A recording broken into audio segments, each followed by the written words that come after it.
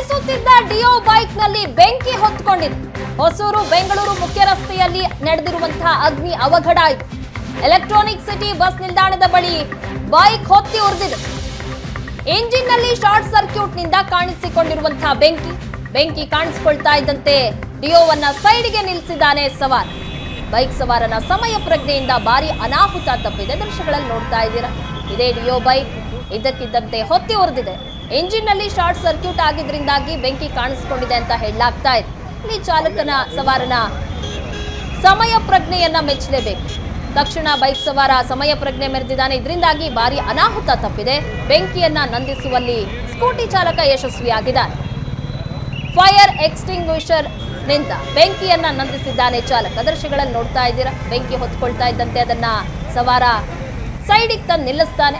ನಂತರ fire extinguisher ನಿಂದ ಬೆಂಕಿಯನ್ನ ನಂದಿಸಿದ್ದಾನೆ. ಹೊಸೂರು ಬೆಂಗಳೂರು ಮುಖ್ಯ ರಸ್ತೆಯಲ್ಲಿ ನಡೆದಿರುವಂತಹ ಘಟನೆ ಇದು. ಇಂಜಿನ್ ನಲ್ಲಿ ಶಾರ್ಟ್ ಸರ್ಕ್ಯೂಟ್ ಆಗಿ ಬೆಂಕಿ ಕಾಣಿಸಿಕೊಂಡಿದೆ. ಸವಾರನ ಸಮಯ ಪ್ರಜ್ಞೆಯಿಂದಾಗಿ ಭಾರಿ ಅನಾಹುತ ತಪ್ಪಿರುವಂಥದ್ದು.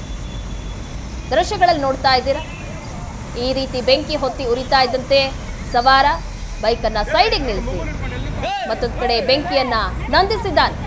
ಫೈರ್ ಎಕ್ಸ್ಟಿಂಗ್ವಿಷರ್ ಅನ್ನ ಬಳಸಿ ಬೆಂಕಿಯನ್ನ ಚಾಲಕ ನಂದಿಸಿದ್ದಾನೆ.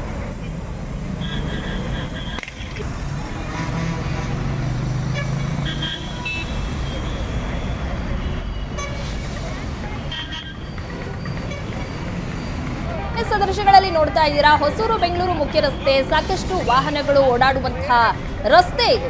ಈ ರೀತಿಯಾದಂತಹ ಅವಘಡ ಸಂಭವಿಸುವಂಥದ್ದು. ಆದರೆ ಸವಾರನ ಸಮಯ ಪ್ರಜ್ಞೆಯಿಂದಾಗಿ ಭಾರಿ ಅನಾಹುತ ತಪ್ಪಿದೆ.